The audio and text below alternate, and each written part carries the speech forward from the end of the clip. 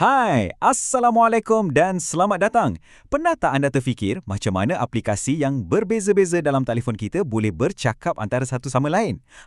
Itulah keajaiban integrasi dan itulah yang akan kita kupas hari ini dalam kursus KPD 3024 Integrasi Modul Aplikasi. Jom kita bedah siasat apa yang anda akan belajar satu persatu.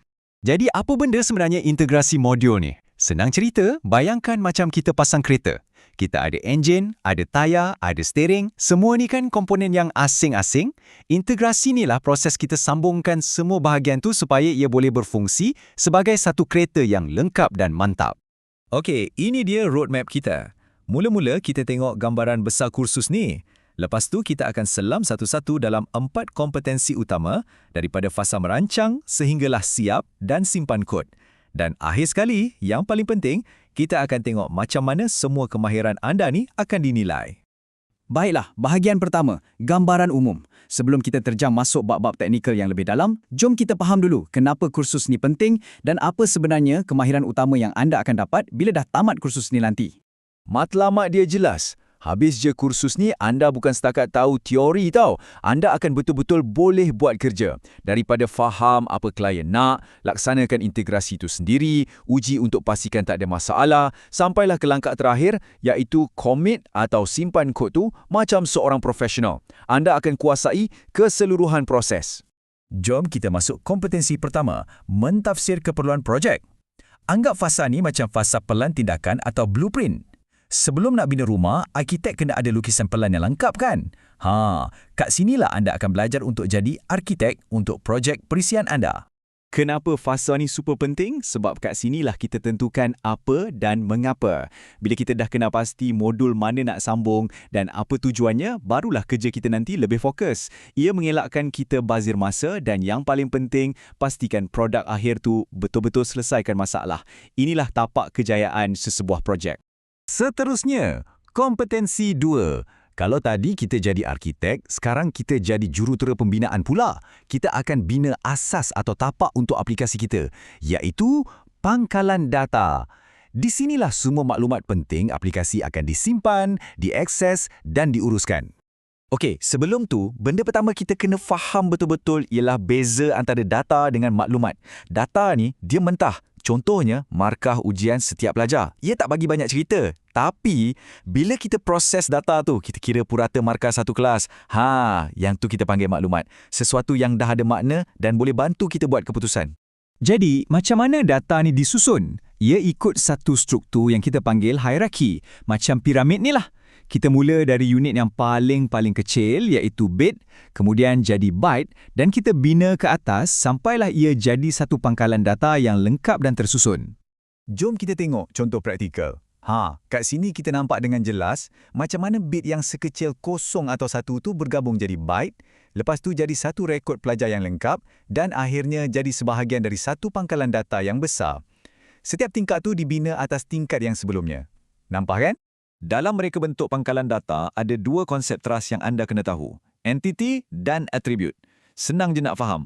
Entity ni macam kata nama. Pelajar, buku, kursus. Ia adalah objek utama yang kita nak simpan data. Attribute pula macam kata sifat. Ciri-ciri yang menerangkan entity tu. Macam nama pelajar, nombor ID dan alamat dia. Entiti-entiti ni tak wujud sendirian. Kita perlu tentukan hubungan antara mereka. Contohnya, entiti pelajar ada hubungan mendaftar dengan entiti kursus. Pautan logik macam inilah yang menjadikan pangkalan data kita sangat berkuasa, membolehkan kita buat carian dan dapatkan jawapan kepada soalan yang kompleks.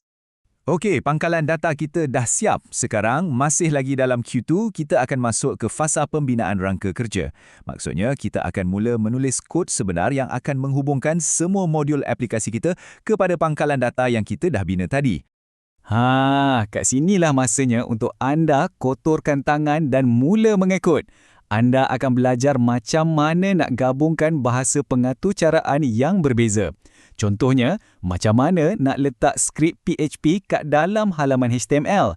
Inilah yang membolehkan kita cipta laman web yang dinamik dan interaktif, bukan setakat laman web statik yang bosan. Jadi, secara ringkasnya, K2 ni memang padat dengan kemahiran teras. Anda akan belajar tulis kod untuk sambungkan modul, Guna bahasa macam SQL untuk bercakap dengan pangkalan data dan juga cara untuk tarik keluar data yang aplikasi anda perlukan. Memang lengkap. Aplikasi kita dah hampir siap. Sekarang kita masuk ke fasa quality control dan kemasan akhir, iaitu kompetensi K3 dan K4.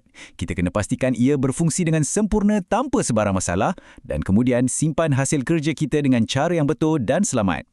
Proses ni sangat sistematik, ada 4 langkah utama. Pertama, kita uji untuk cari apa-apa masalah. Kedua, kita sahkan yang output atau hasil dia betul seperti yang kita harapkan. Ketiga, kita jadi detektif dan nyah pepijat, buru dan hapuskan sebarang ralat atau bug.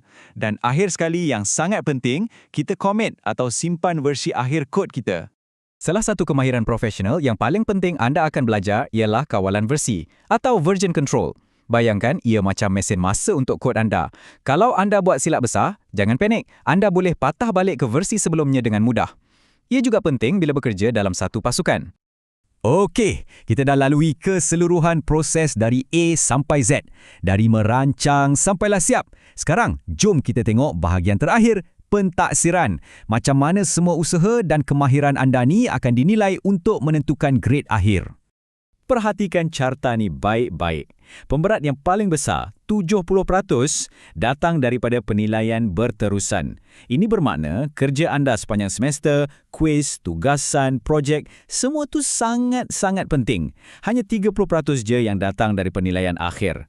Dan kalau kita pecahkan lagi 70% tadi, nampak tak sesuatu yang menarik? Cuba tengok markah untuk penilaian amali atau praktikal. Jauh lebih tinggi kan? Terutamanya untuk K2, K3 dan K4. Ini mesej yang jelas. Kursus ni sangat menekankan kemahiran praktikal. Ia bukan pasal menghafal, tapi pasal membuat. Jadi, selepas kita lalui semua ni, soalan besarnya ialah, adakah kemahiran integrasi ini berguna untuk kerjaya anda nanti? Jawapannya, sudah tentu. Dalam dunia teknologi hari ini, hampir tiada sistem yang wujud sendirian. Keupayaan untuk buat sistem-sistem yang berbeza ni bercakap antara satu sama lain adalah satu kemahiran yang sangat-sangat dicari oleh majikan. Jadi, menguasai subjek ini bukan sekadar untuk lulus, tetapi ia adalah pelaburan untuk membina masa depan anda.